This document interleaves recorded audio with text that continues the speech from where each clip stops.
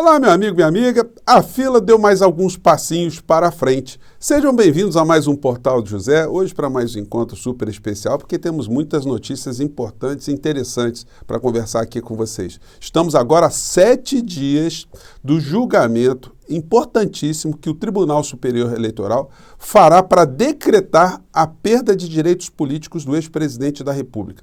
Como eu tenho sempre salientado aqui com vocês, esse será o primeiro passo por uma série de outras condenações que o ex-presidente da República sofrerá. Uma delas está acontecendo agora, que está mordendo o bolso do ex-presidente da República. Ele está com contas cada vez mais bloqueadas com ações apenas de um estado, o estado de São Paulo. Mas as transgressões que ele cometeu foram espalhadas ao longo dos últimos anos pelo Brasil inteiro. Ele tem mais de 500 processos contra ele. Vocês têm ideia que uma pessoa está nessa condição? Não é por outra razão que quando ele perdeu as eleições ele ficou deprimido, ele desapareceu porque a estratégia dele de buscar uma impunidade com outro mandato, foi por água abaixo. Ele ficou totalmente perdido, passou um tempo aí tentando assimilar o que estava acontecendo e a realidade está batendo agora à sua porta. E mais à frente, nós teremos outras repercussões no campo criminal e mais repercussões ainda no campo civil.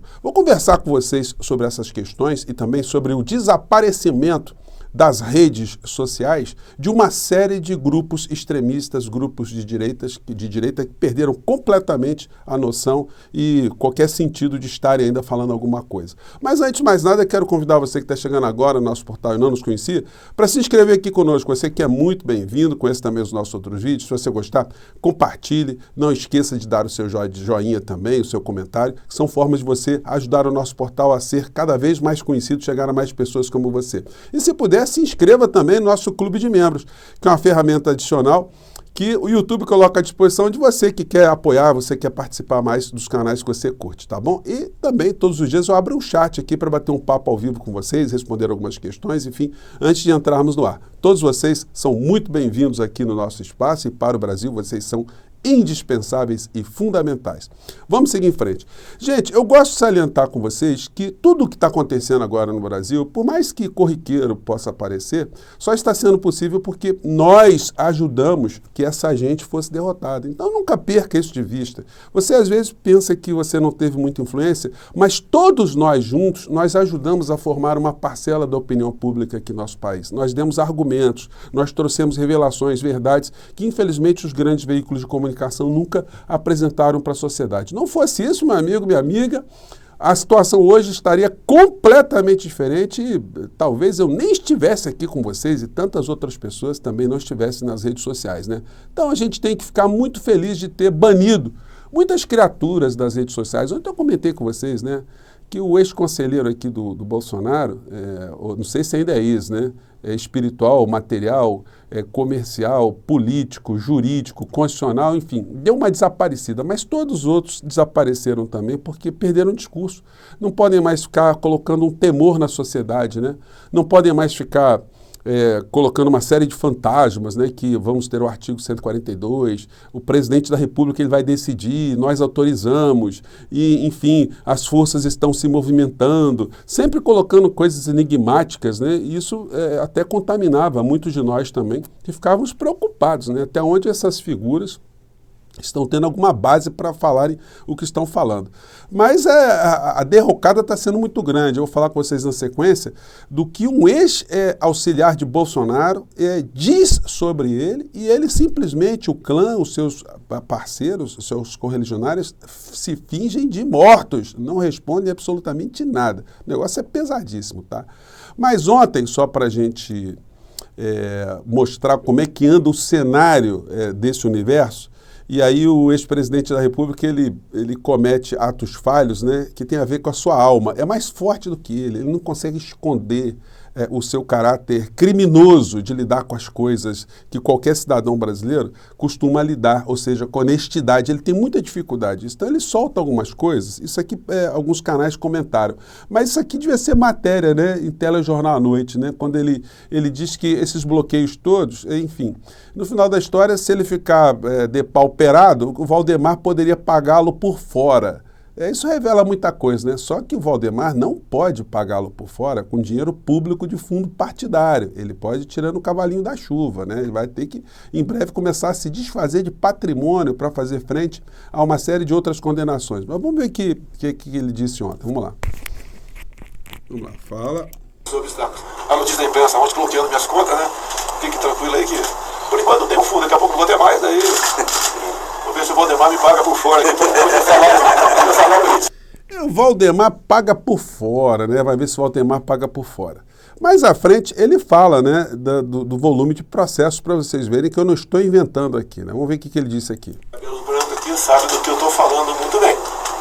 Eu tenho mais de 500 processos, mas como eu já estou bem mais para lá, né, do que para cá, eu acho que contribuir bastante com o futuro do meu país, juntamente com...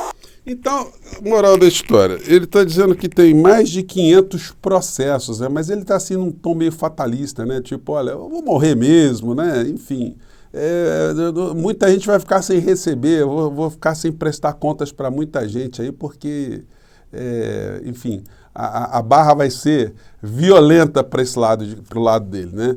E a matéria hoje do Infomoney vai atualizando.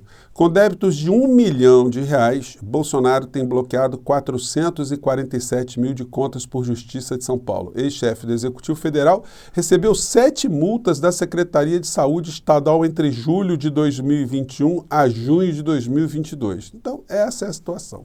Bom, e para piorar ainda a situação, cada vez mais pessoas vão se dando conta do que aconteceu com a figura, quem era a figura, né? E como a respeitabilidade dele dentro das Forças Armadas está cada vez mais se diluindo e desaparecendo. Não é possível que algum oficial de alta patente olhe para Bolsonaro e diga: esse é o exemplo que eu queria que meus filhos seguissem, que os meus soldados seguissem, que as Forças Armadas do Brasil seguissem, né? Não é possível, né?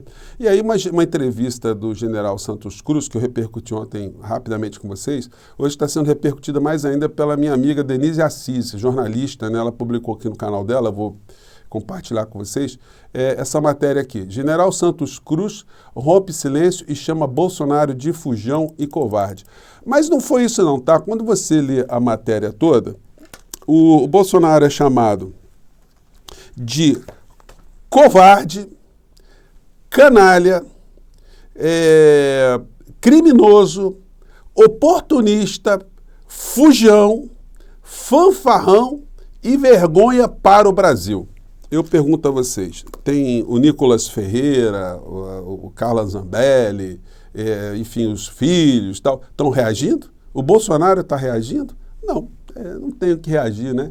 Então, e o general Santos Cruz, ele tem voz dentro do oficialato de reserva, dentro da reserva, né? Dentro das pessoas que estão dentro das forças, até porque foi um homem de linha de frente, aquele no Haiti, comandando tropas lá, né? E a situação lá não foi das mais fáceis, né? Então, enfim, ele é uma pessoa que, nesse quesito, ele tem uma respeitabilidade dentro das forças, né?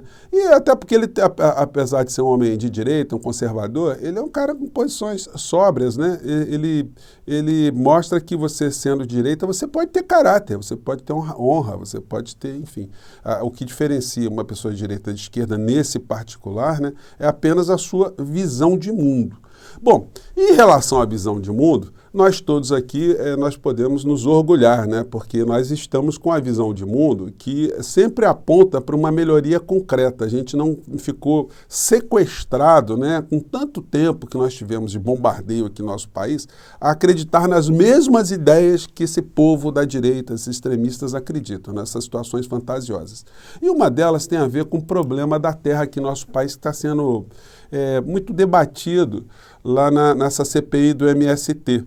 Gente, está sendo muito interessante, porque é o seguinte, como eu disse para vocês, essa CPI, ela está até educando uma série de parlamentares, porque eles estão tendo mais contato com a questão agrária aqui do nosso país, a questão do problema da concentração da terra. E eles mesmos sabem, porque a oposição ao governo, né, ela tem maioria, os extremistas, os ruralistas têm maioria nessa CPI, eles estão vendo que eles não estão conseguindo comprovar todas as suas teorias fantasmagóricas, né, que essa gente veio de Marte e está querendo implementar o marxismo no Brasil, uma revolução comunista. Eles não estão conseguindo fazer isso, porque a questão simples é a seguinte: as pessoas são agricultoras e querem terra para plantar, eles querem viver desse tipo de atividade num país que tem uma abundância de terras e que poderia, sim, ter feito uma reforma agrária há muito tempo.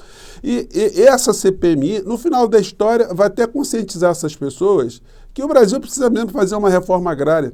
E o governo federal precisa entrar de sola, aproveitar essa história que está acontecendo, para jogar mais luzes e ajudar a ter apoio para que nós tenhamos mesmo uma reforma agrária no nosso país, para que a gente acabe com um MST, não pela violência, mas pela justiça social. E ontem aconteceu um episódio, gente, que eu acompanhei aqui, foi muito interessante. Eu peguei aqui uma fala do professor José Geraldo, na CPMI da UNB.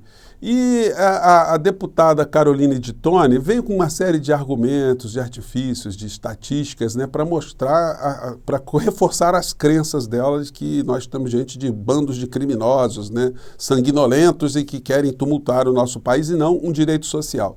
E aí eu pensei a seguinte fala para compartilhar com vocês. Vamos lá. É isso que a gente tem constatado desses movimentos. A gente só vê porque tem... Enfim, ela falou aqui no final, né, como é que foi a fala dela, mas eu acho que daqui para a fala do professor José Geraldo. Cognição da lei. Eu não tenho como discutir com a deputada, porque a sua visão de mundo, a sua percepção como cosmovisão, só lhe permite enxergar o que a senhora já tem escrito na sua cognição. Então a senhora vai ver, não é o que existe, mas é o que a senhora recorta da realidade. A realidade é recortada por um processo cognitivo de historialização. Então, eu não posso discutir um tema que contrapõe visão de mundo, concepção de mundo, entendeu? Eu vejo outra coisa. A senhora vê isso. É esse o debate que está aqui, né? Eu fico pensando assim, a senhora fala desse povo todo, né? Eu fico pensando, eles aqui assistindo essa reunião, né? Assistindo essa reunião. Em função das assembleias que o senhor viu, todo mundo fala, todo mundo... como é que eles representam na cognição deles o civilizado de uma reunião como essa que discute questão de ordem, que discute o deputado está obstruindo, não sei o quê.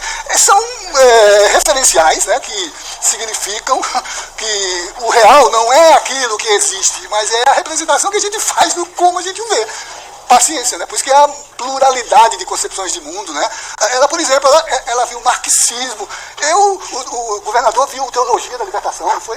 Não vi isso, né? Não vi isso. Mas eu agradeço, deputado. Eu vou mudar o meu foco de visão para enxergar essa percepção. Só pedir para ver as estatísticas concretas do DOR, do TCU, do INCRA, estatísticas reais e não do segundo subjetivo. Não, ele me ofendeu, presidente, ele me ofendeu, com todo respeito. Tentou ser... Ele me ofendeu. Não é que ele ofendeu, ele simplesmente mostrou que a senhora tem uma visão de mundo que é, no português, claro, a visão tapada, né? A senhora está se baseando ali em estatísticas, não está enxergando as questões. A senhora escolheu estatísticas que são favoráveis aos seus argumentos, à sua visão de mundo. E aí, como disse o professor, é muito difícil você discutir com uma pessoa que tem esse arcabouço todo já sedimentado, né? Então foi muito interessante. Em relação às estatísticas, o professor José Geraldo falou assim, a estatística ela se presta a muitas coisas, né? Ele usou um exemplo que eu achei muito hilário, né? Ele disse, olha, para a senhora ver, 100% das pessoas que morrem de câncer bebem água. Então, essa é uma estatística. Essa estatística, ela diz o quê? Ela é verdadeira? Ela explica tudo o que está acontecendo? Então, gente, eu deixo aí para vocês essa última fala, né? E mais tarde nós temos assuntos muito importantes relacionados à economia. Por que o dólar está caindo aqui no Brasil, né? Nós vamos saber aqui o que isso vai ter de impacto nas nossas vidas. Mais tarde eu volto, tá bom? Um grande abraço, até lá, tchau!